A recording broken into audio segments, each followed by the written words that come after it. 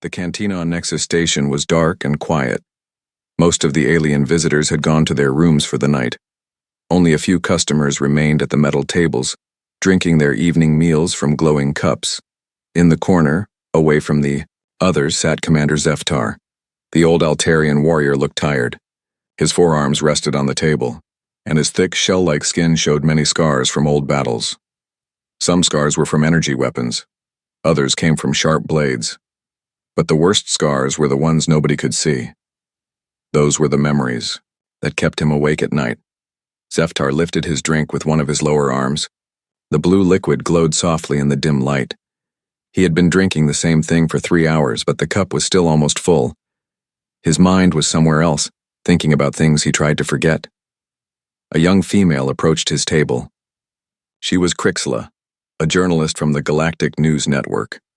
Her green skin marked her as a Zentari, one of the newer species in the Coalition. She carried a small recording device and moved carefully, like someone who did not want to scare away a dangerous animal. "Commander Zeftar?" she said in a soft voice. "My name is Crixla. I write stories for the news. Could I talk to you about the humans?" Zeftar's 4 eyes turned to look at her. His mandibles clicked together, making a sound like breaking glass. "Go away, child.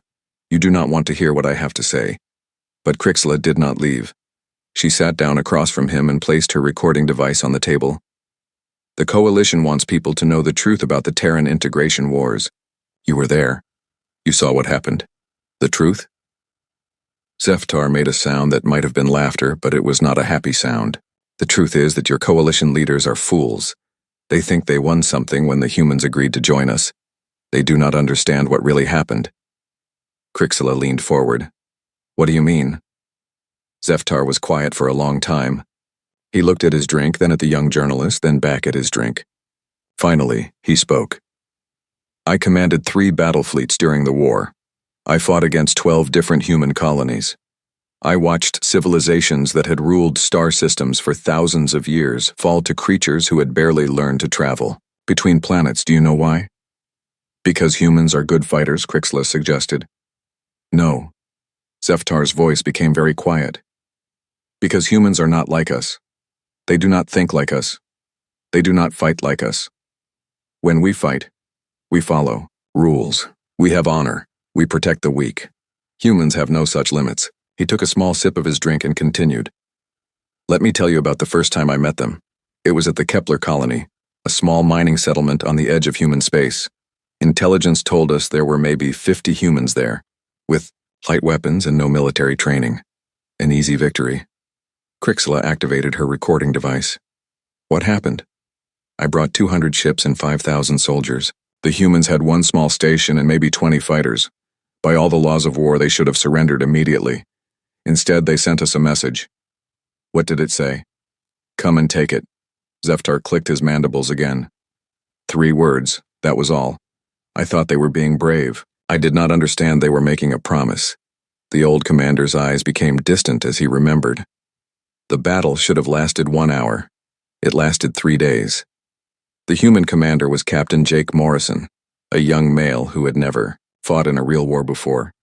His second in command was Lieutenant Lisa Harper, barely out of their military academy. "They must have had secret weapons," Crixla said. "No weapons, no reinforcements, no hope of rescue. But they had something else, something we had never seen before." Zeftar paused. "They had the ability to turn anything into a weapon." He leaned back in his chair. "When we destroyed their fighters, they used the wreckage to build bombs. When we cut off their power, they used manual systems we did not even know existed. When we poisoned their water supply, they recycled their own waste to stay alive. That is disturbing. That was just the beginning. On the second day, they started using our own dead against us. They took the bodies of my soldiers and booby-trapped them. When we tried to recover our fallen comrades, they exploded. The humans had no respect for the dead, not even their enemies." Crixla's green skin had turned pale. "How could they do such things?" "Because they are predators," Zeftar said simply. "Every other species in the galaxy evolved from prey animals. We learned to cooperate, to share, to avoid conflict. Humans evolved from hunters. They learned to kill, to adapt, to never give up. He drank more of his glowing liquid. On the third day, I thought we had them. We had destroyed their main building and killed most of their fighters. Captain Morrison and maybe 10 others were trapped in the mining tunnels below the station. I sent my best troops down to finish them, and they never came back up. The humans had turned the tunnels into a maze of death. Every corridor was trapped. Every room was a killing ground. My soldiers, who had fought in dozens of battles, were hunted like animals in the dark. Zeftar's voice became even quieter. But the worst part was the sounds. The humans made noises while they hunted, they whistled, they sang. They called out to each other like they were playing a game. My soldiers were dying in terror, and the humans were having fun. What happened? To Captain Morrison? He survived. So did Lieutenant Harper and 3 others. 5 humans against 5,000 coalition soldiers, and they won. When my reinforcements arrived, they found the mining station destroyed and my entire invasion force dead or missing. Crixilla stared at him. All of them? The humans had taken prisoners, not for information or ransom, but for other purposes. They needed to understand how we thought, how we fought, how we could be defeated. They dissected some of my soldiers while they were still alive, studying their biology. Others they kept alive for psychological experiments. That is against every law of war in the galaxy. Humans do not care about our laws. They make their own rules. Zeftar finished his drink and set the cup down hard. Captain Morrison sent me a message after the battle. He thanked me for the training exercise, said his people learned a lot about coalition tactics and would put that knowledge to good use. A training exercise? That is what they called it. To them, my invasion was not a threat. It was an opportunity to learn how to fight us better. They used my attack to prepare for the real war that was coming. Crixilla was quiet for a moment. Did you ever meet Captain Morrison again? Yes, during the peace negotiations 3 years later. He was a general by then, still young, still smiling. He shook my hand with his soft pink skin and told me he hoped we could be friends now. Zeftar shuddered. I could see in his eyes that he remembered every detail of our first meeting. He was proud of what he had done. What did you say to him? Nothing. What could I say? He had defeated me with 50 people against my thousands. He had turned my soldiers into specimens for his scientists. He had made me afraid of my own shadow, and then he offered to be my friend. Zeftar stood up slowly. That is when I knew the coalition had already lost the war. We just did not know it yet. The old commander walked away, leaving Crixilla alone with her recording device and her thoughts. Outside the cantina's windows, human ships moved through space alongside coalition vessels, their crews working together as allies. But now she wondered if they were really allies, or if they were something else entirely. She looked at her recording device and realized she was afraid to listen to what she had just recorded. Some truths, she thought, were too dangerous to share. Crixilla returned to the cantina the next evening. She had spent the entire day thinking about Commander Zeftar's story. The recording device sat on her desk, but she had not listened to it again.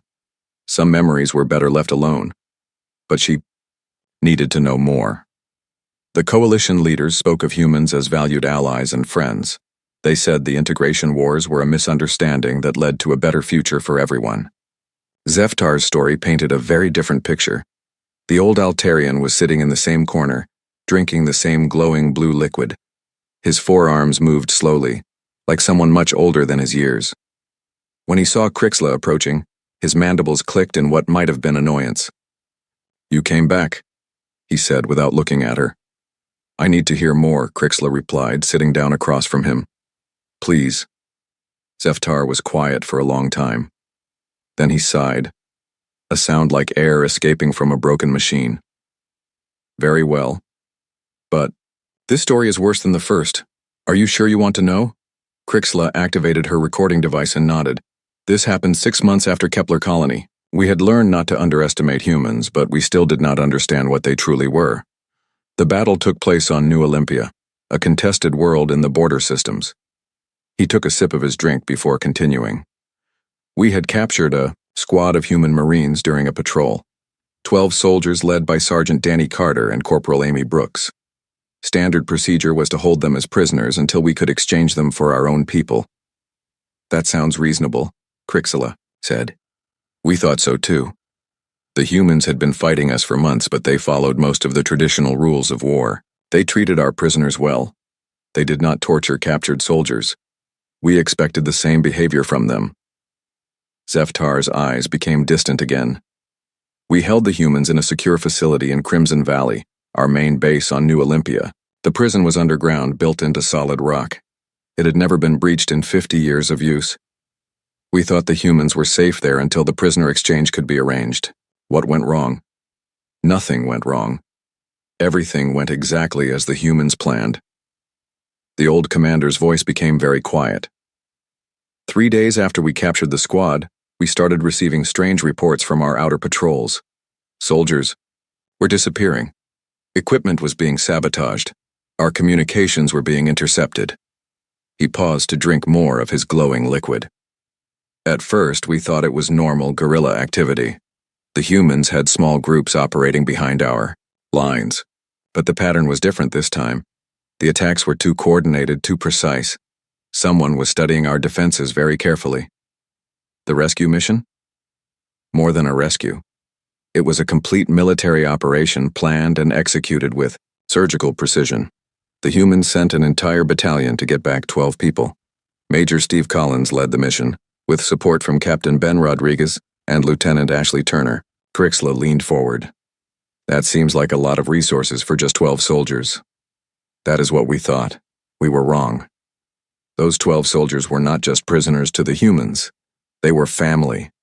And humans will do anything to protect their family. Zeftar set down his cup and looked directly at the young journalist. Do you know what pack behavior is? Animals that hunt together? More than that. Pack animals will sacrifice themselves for the group. They will fight to the death to protect even one member of their pack. They do not calculate costs or benefits. They do not negotiate. They simply act. He began describing the rescue operation. It started with their machines.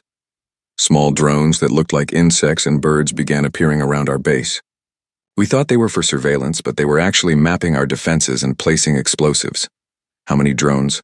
Hundreds, maybe thousands. They came in waves over several days. Each one was different, designed for a specific task. Some carried listening devices. Others planted bombs.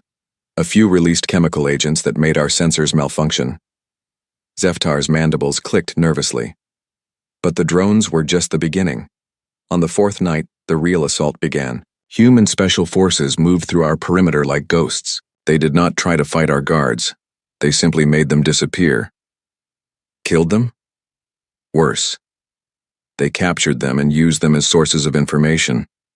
The humans had developed new interrogation techniques that broke down mental resistance in hours instead of days. Our soldiers told them everything they wanted to know. The old commander shuddered at the memory. By dawn, the humans knew the location of every guard, every weapon, every security system in our base. They had turned our own people into intelligence assets. How did they get into the prison? They did not break in. They walked in through the front door. Zeftar's voice became hollow.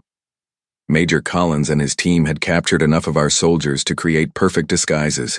They dressed like coalition officers and used our own security codes to access the facility. He continued the story. When they reached the prison level, they did not just free Sergeant Carter's squad. They freed every prisoner in the facility. Human, coalition, and civilian. Everyone. Why would they do that? Chaos. With hundreds of confused prisoners running through the base, our security forces could not tell who was friend and who was enemy. The humans used the confusion to move freely through our facility. Zeftar took another drink before describing the most disturbing part. But freeing the prisoners was not enough for the humans. They wanted to send a message. Major Collins divided his forces into hunting teams and began systematically eliminating our command structure. They killed your officers? Not killed, hunted. Like animals hunt prey. The old commander's voice shook slightly. They used our own base against us. They knew where every officer would be at any time of day. They set traps in our command rooms. They poisoned our food supplies. They turned our automated defense systems against us. Crixla felt sick. How long did this go on? 6 hours. In 6 hours, the humans had turned our most secure facility into a death trap. But the worst part was how they enjoyed it. Enjoyed it? They were laughing. playing games, making jokes while they hunted us down. Zeftar's 4 eyes stared into the distance. Sergeant Carter, who had been our prisoner just hours before, was leading one of the hunting teams. He was smiling while he killed my soldiers. The old commander described how the humans had used psychological warfare alongside physical violence. They played recordings of our captured officers begging for mercy. They displayed the bodies of our commanders in public areas as warnings. They made us afraid of our own shadows. What happened to the prisoners they rescued? That is the most chilling part. Sergeant Carter and his squad, who had been beaten and tortured during their captivity, immediately joined the assault. Even wounded, even exhausted, they fought with the same intensity as the fresh troops. Zeftar finished his drink and continued. Corporal Brooks had been shot in the leg during her capture. She could barely walk. But when Major Collins offered to evacuate her to safety, she refused. She wanted to help hunt down the soldiers who had captured her. Did they succeed? Completely. By the end of the operation, Crimson Valley Base was destroyed. Most of my officers were dead. The survivors needed months of psychological treatment before they could return to duty. The old commander stood up slowly. But the humans were not finished. As they prepared to leave, Major Collins found me hiding in the communications center. I expected him to kill me or take me prisoner. What did he do? He thanked me for taking good care of his people. Said Sergeant Carter had told him we followed the rules and treated prisoners fairly. Then he gave me a warning. Zeftar looked down at Crixla. He said that humans remember kindness, but they never forget cruelty. He told me that as long as we treated their people with respect, they would do the same for us. But if we ever harmed one of their own again, they would show us what real cruelty looked like. The old commander walked away, leaving Crixla alone with her thoughts. She realized that the humans had not just rescued their people, they had demonstrated their power and established rules for future conflicts. The message was clear. Humans would protect their own at any cost, and anyone who threatened them would face consequences beyond imagination. As she sat in the quiet cantina, Crixla wondered if the coalition had ever really been at war with humanity, or if they had simply been learning their place in a new order. 3 days passed before Crixla found the courage to return to the cantina. The second story had given her nightmares. She kept dreaming about humans hunting through dark corridors, laughing while they killed. But she needed to know more. Her editor at the Galactic News Network wanted the complete story, and she had promised to deliver it. Commander Zeftar was not in his usual corner when she arrived. For a moment, she thought he might have left the station. Then she spotted him, near the observation windows, staring out at the stars. His 4 arms hung at his sides and his shoulders were slumped like someone carrying a heavy burden. "Commander?" she called softly. He turned slowly. His 4 eyes looked tired, older than before. "You are persistent, young one. Most people would have stopped asking questions by now." "I need to understand," Crixla said. "The coalition leaders say humans are our partners now. They say the war was a mistake that made us stronger together. But your stories..." "My stories tell the truth they do not want you to hear." Zeftar walked back to his usual table and sat down heavily. "Very well. One more story. But this one will show you something even worse than their violence or their pack loyalty." Crixla sat across from him and activated her recording device. What could be worse? Their intelligence, their ability to learn and adapt. Zeftar ordered his usual drink from the serving robot. "The third major battle I fought against humans took place at Fortress Keth Moran. I have heard of that place. It is famous throughout the galaxy." It was famous.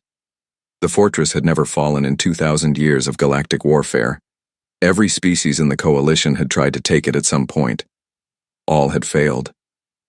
The fortress was built into a mountain of solid crystal, with defenses that had been improved over centuries. Zeftar received his glowing drink and took a small sip. "We thought it was the perfect place to make our stand against the humans. The fortress could hold 50,000 soldiers and had enough supplies to last for years. The weapons systems could destroy entire fleets. It was supposed to be our greatest victory. What went wrong? Nothing went wrong. The humans simply did something no one had ever tried before." The old commander's mandibles clicked thoughtfully. Instead of attacking the fortress, they studied it. For 3 months, they sent teams of scientists and engineers to examine every stone, every circuit, every piece of ancient technology. Crixla frowned. That does not sound very dangerous. That is what we thought. The humans were led by Colonel Rick Hayes and Major Kate Phillips, both from their engineering corps. We assumed they were planning a traditional siege. We prepared for months of battle, stockpiling weapons and food. Zeftar paused to look out the cantina window at the passing ships. But the humans were not preparing for battle. They were preparing for something much more sophisticated. They called it aggressive archaeology. I do not understand. Neither did we at first.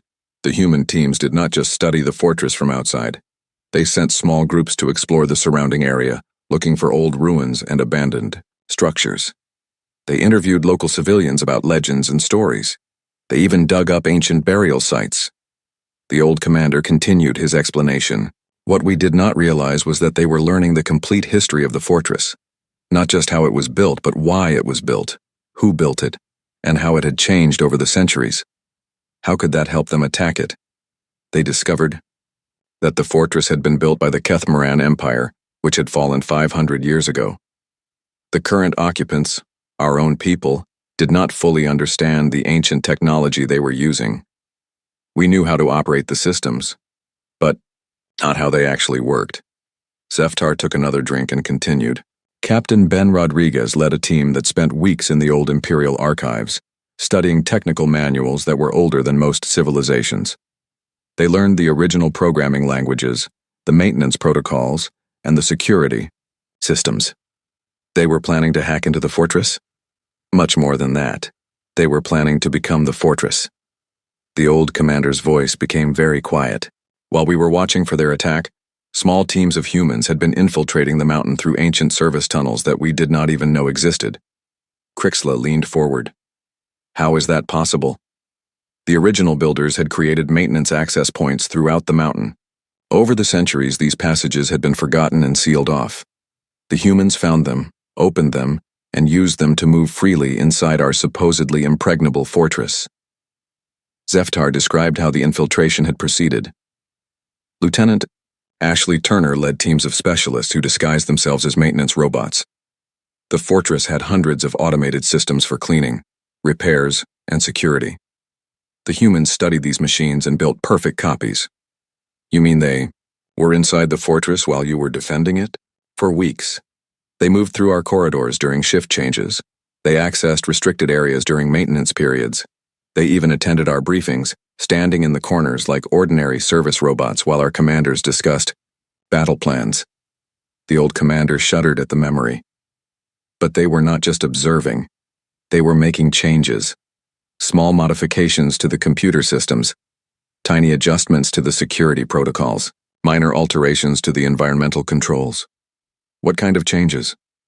The kind that would turn our greatest strength into our greatest weakness. Zeftar's voice became hollow.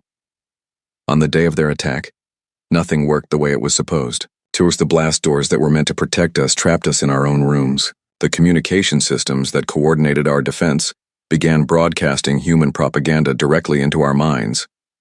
He continued describing the nightmare. The automated defense systems that were supposed to destroy enemy ships began targeting our own reinforcements. The environmental controls that maintained our atmosphere started pumping in gases that made us drowsy and confused. How could they do all that without being detected? Because they had become part of the fortress. They understood it better than we did. They knew every circuit, every program, every mechanical system. They had turned themselves into the fortress's new brain, and we were just parasites they needed to remove. Zeftar finished his drink and signaled for another. But the most terrifying part was how they revealed themselves. When the fortress was completely under their control, the human robots removed their disguises. We realized that we had been sharing our most secure facility with our enemies for months. What did they do then? They gave us a choice: surrender immediately and be treated as prisoners of war, or continue fighting and be eliminated by our own defenses. The old commander's 4 eyes stared into the distance. Most of my soldiers chose to surrender. They had watched their own fortress hunt them like prey. They were too broken to keep fighting. Crixla was quiet for a moment. Did you surrender, too? I tried to keep fighting. I gathered a small group of loyal soldiers and attempted to retake the control center. Zeftar's mandibles clicked sadly. We made it 3 levels before the fortress itself stopped us. How? The walls began moving. The floors started tilting. The ceiling opened up and dropped automated defense drones on us. It was like the entire mountain had come alive and decided we were not welcome anymore. The old commander received his fresh drink and continued. When we were finally captured, Colonel Hayes and Major Phillips were waiting for us in the command center. They were sitting in our own chairs, using our own computers, completely comfortable in a place that had been our stronghold just hours before. What did they say to you? Colonel Hayes apologized for the deception. He said they had tried to find a way to take the fortress without damaging it, since it was such an important historical site. Major Phillips showed me the modifications they had made, explaining how they had improved the ancient systems while taking control of them. Zeftar took a long drink before continuing. But the worst part was when they offered me a tour of my own fortress. They showed me secret passages I had never known existed. They explained the true purpose of rooms I had used for years without understanding. They knew more about our base than we did. Did they destroy the fortress? No. They kept it. They turned it into a human research facility where they study ancient galactic civilizations.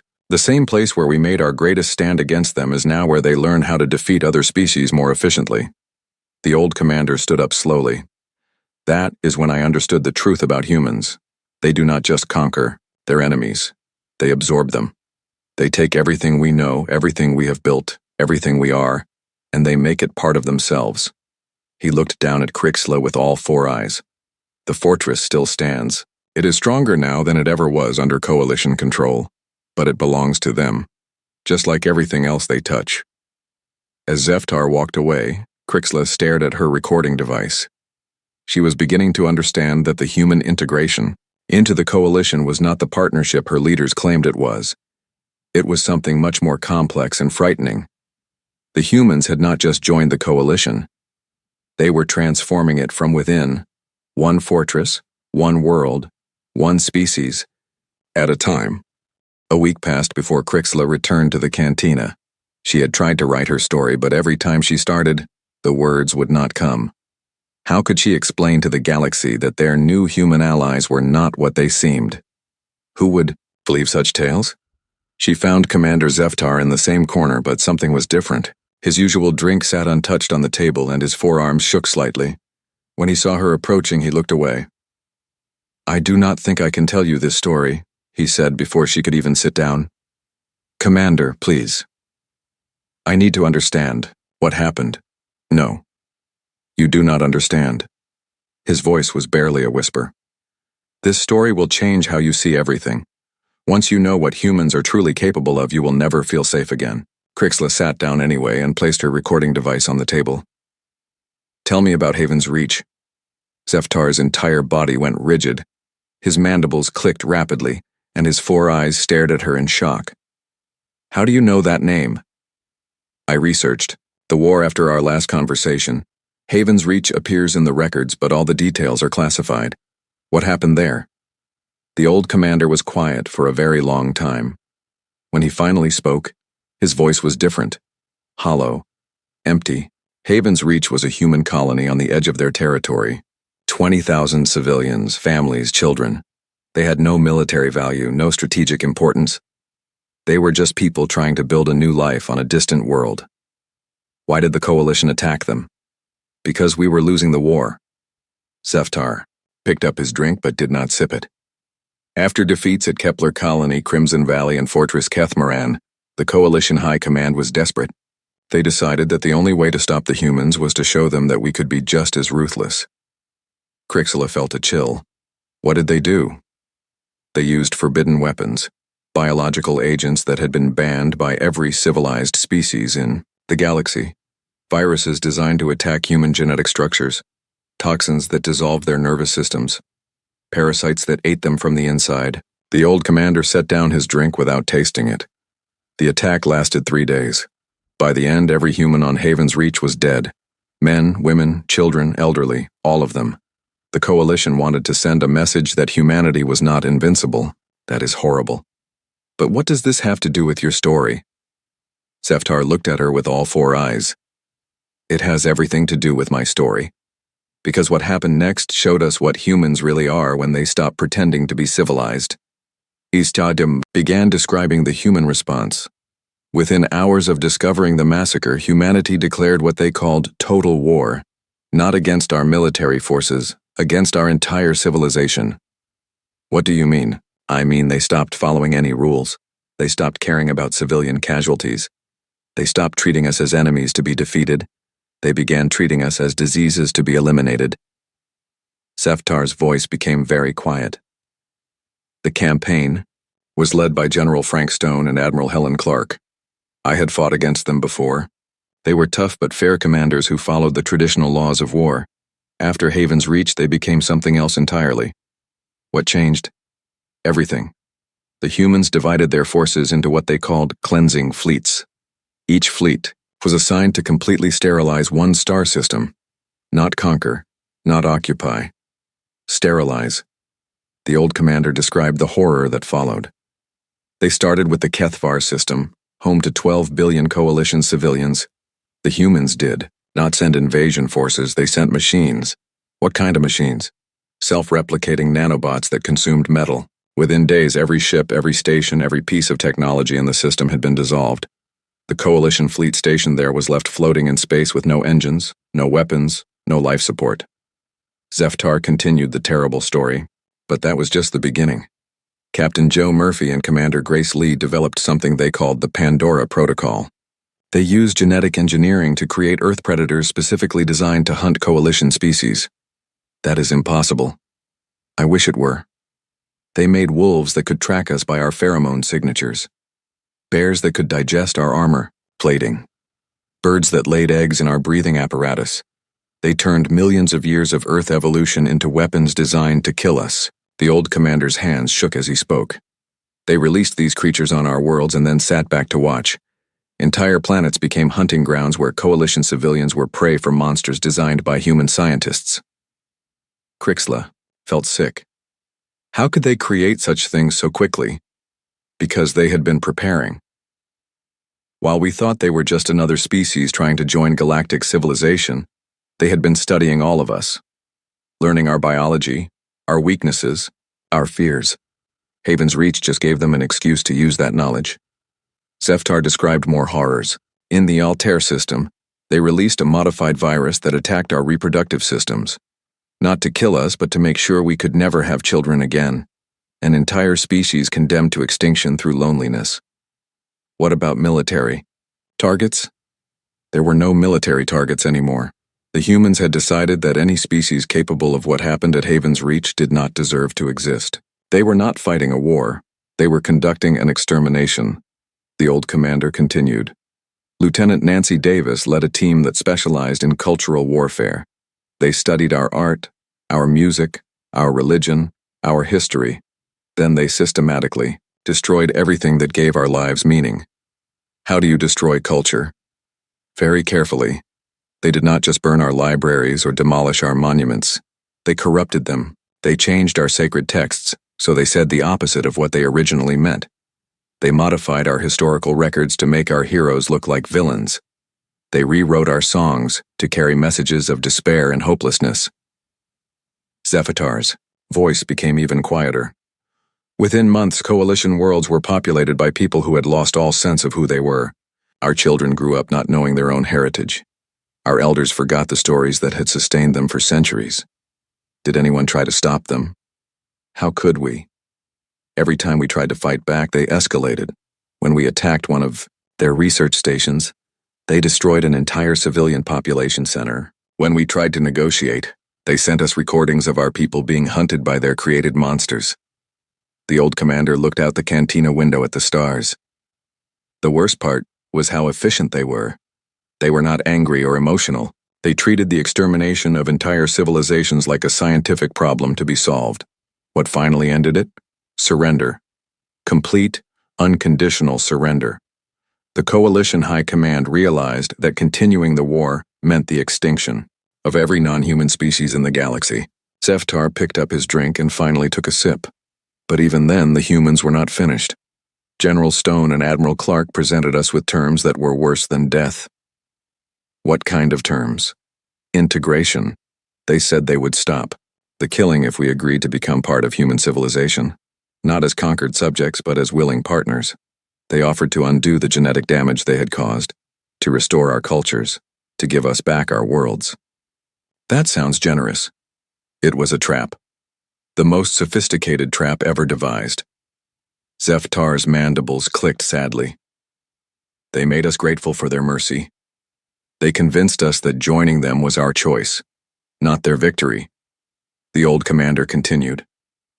Captain Lisa Morgan and Colonel David Foster were put in charge of the integration process. They were kind, helpful, understanding. They listened to our concerns and addressed our fears. They made us feel like equals in the new galactic order. But, slowly, carefully, they began changing us. Not through force or coercion, through kindness, through help, through making our lives better in small ways that we barely noticed. Zeftar finished his drink and stood up. Within a generation, our children thought like humans. They valued human ideals. They dreamed human dreams. We kept our biological forms, but our minds, our souls, had become human. He looked down at Crixilla. That is the true horror of what happened at Haven's Reach. The humans did not just show us their capacity for destruction. They showed us their capacity for creation. They can destroy entire civilizations and then rebuild them in their own image, making the survivors grateful for the privilege. As the old commander walked away, Crixilla realized that she was not just recording a story about the past. She was documenting the process by which humanity was quietly reshaping the entire galaxy, one species, one world, one mind at a time. The integration was not a peace treaty. It was the final phase of humanity's conquest, and it was already complete. Crixilla sat alone in her quarters for 3 days after hearing the fourth story. She had not eaten, had not slept properly, had not even looked at her recording device. The weight of what she had learned pressed down on her like a physical thing. She kept thinking about her own species, the Zentari, and how eagerly they had welcomed human friendship after the war. On the 4th day, she forced herself to return to the cantina one final time. She needed to hear the end of the story, even though she was terrified of what Zeftar might tell her. The old Altarian was not at his usual table. The cantina staff told her he had not been seen for days. Crixilla was about to leave when she spotted him on the observation deck, staring out at the vast emptiness of space through the transparent metal walls. "Commander?" she called softly. He turned slowly. His 4 eyes looked different now, sadder, more distant. "I wondered if you would come back. Most people would have stopped asking questions after the last story." "I need to know how it ended," Crixilla said. "The real ending." Zeftar was quiet for a long time. When he finally spoke, his voice was barely a whisper. "The real ending is that it never ended. It is still happening. Every day, every moment, all around us." He gestured toward the window where human and coalition ships moved together through space. "Do you see those vessels working side by side? Do you see how smoothly they cooperate? How perfectly they understand each other?" "Yes. It shows how well the integration has worked." "No." Zeftar's mandibles clicked slowly. "It shows how completely we have been absorbed." They moved to a quiet corner of the observation deck. Crixilla activated her recording device for the final time. "The peace negotiations began 6 months after the coalition's surrender," Zeftar said. "We expected the humans to demand territory, resources, tribute payments, all the traditional spoils of war. Instead, they sent Ambassador Paul Carter and Chief Negotiator Mary Johnson. What did they want? Nothing we expected. They did not want to rule us or control us. They wanted something much more subtle and much more permanent. They wanted to help us." Crixilla frowned. "Help you?" That is what they called it. Ambassador Carter explained that the war had been a terrible misunderstanding. He said humans had no desire to dominate other species. They only wanted to share the benefits of their civilization with their new galactic neighbors. Zeftar began describing the negotiations. Chief Negotiator Johnson presented what they called integration protocols, voluntary programs designed to help coalition species recover from the war and build better lives for their people. That sounds reasonable. It was designed to sound reasonable. Everything the humans offered was beneficial in the short term. Medical technology to extend our lifespans, educational programs to increase our intelligence, agricultural improvements, to end hunger on our worlds, the old commander continued. Captain Robert Hayes led the medical integration team. He offered treatments that could repair the genetic damage caused by their biological weapons. Our people were dying from the viruses they had released. Captain Hayes had the cure. Did it work? Perfectly. Too perfectly. The medical treatments did not just heal our people, they improved them, made them stronger, smarter, more resilient. Our scientists could not understand how such advanced medicine was possible. Zeftar's voice became quieter. What we did not realize was that the treatments included other modifications, subtle changes to our brain chemistry that made us more cooperative, more trusting, more willing to accept human guidance. Crixla felt a chill. They were changing your minds? Not changing. Enhancing. The humans were very careful to explain that all modifications were improvements. Better memory, clearer thinking, stronger emotional control. They made us smarter and more capable while quietly adjusting how we thought about certain topics. The old commander described the educational programs. Colonel Linda Foster established schools throughout coalition space. She said human educational methods could help our children reach their full potential. What was wrong with that? Nothing was wrong with it. That was the problem. The human teaching methods were superior to our own. Our children learned faster, retained more information, and developed better critical thinking skills. As parents, how could we object to our children becoming smarter? Zeftar continued. But the curriculum included human history, human philosophy, human values. Our children learned to think like humans, while still believing they were thinking for themselves. What about the adults? Major Karen Phillips directed the cultural exchange programs. She organized festivals where humans and coalition species could share their traditions, their art, their music.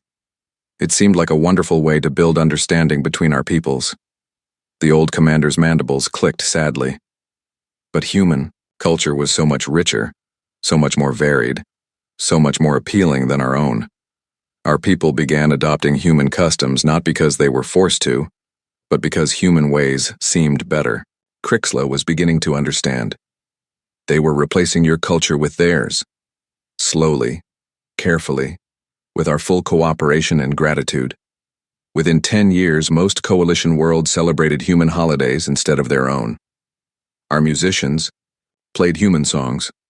Our writers told human stories. Our philosophers debated human ideas. Zeftar described the economic integration. General Susan Davis established trade agreements that brought incredible prosperity to coalition worlds. Human technology, human products, human services. Everything we needed to build modern, comfortable lives. But there was a cost.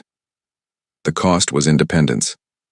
As we became dependent on human technology, we lost the ability to maintain our own. Our engineers stopped learning traditional methods because human methods were more efficient. Our manufacturers stopped producing local goods because human products were superior. The old commander looked out at the stars. Lieutenant Commander James Wilson directed the governmental advisory programs. He said humans wanted to share their expertise in administration and law with coalition leaders. More helpful assistance? The most helpful of all. Human advisors were placed in every coalition government to provide guidance on policy decisions. They were not rulers or dictators. They were consultants who offered suggestions and recommendations. Zeftar's voice became hollow. But their suggestions were always better than our ideas. Their recommendations always led to better outcomes. Within a few years, no coalition leader made any important decision without consulting their human advisor first. What about you, Commander? Did you go through the integration process? I resisted at first. I remembered the war. I knew what humans were capable of. But resistance became impossible as everyone around me changed. The old commander continued. My own soldiers began questioning my orders when they conflicted with human suggestions. My superiors replaced me with officers who were more cooperative with integration protocols. I was given a choice: adapt or be left behind. So you chose integration? I chose survival. Captain Sandra Brooks was assigned as my personal integration specialist. She was kind, patient, understanding. She never forced me to do anything. She simply helped me see the benefits of thinking more like a human. Zeftar touched the side of his head with one of his forearms. The neural modifications were voluntary. Captain Brooks explained that they would help me overcome the trauma of the war, reduce my anxiety, improve my decision-making abilities. I agreed because I trusted her. Did they work? They worked perfectly. I stopped having nightmares about the war. I felt calmer, happier, more optimistic about the future. I began to see the integration not as conquest but as evolution. The old commander was quiet for a moment. But sometimes, like now, the original programming reasserts itself. I remember what we were before the humans came. I remember what we lost. Crixla looked at her recording device and realized something terrifying. Commander, why are you telling me these stories? If the integration was so complete, why do you still remember? Zeftar smiled, but it was not a happy expression. Because I am not the only one with conflicted programming. The humans wanted some of us to remember. They wanted witnesses who could tell the story of their conquest to future generations. Why would they want that? As a warning, as an example, as proof of what they are capable of. He gestured toward her recording device. Do you think you found me by accident? Do you think this interview was your idea? Crixla stared at him in horror.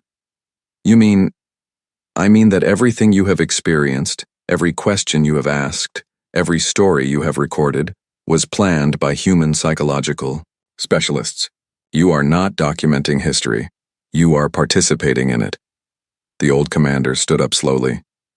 Your species, the Zentari, are scheduled for integration next year.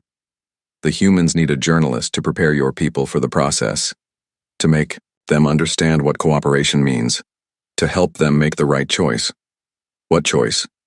The same choice every species faces when they encounter humanity. Submit willingly and be absorbed with kindness, or resist and be destroyed with extreme prejudice. Zeftar walked toward the exit, then stopped and looked back. The recordings you have made will be broadcast throughout Zentari space. Your people will hear these stories and decide that integration is preferable to war. They will thank you for helping them make the wise decision.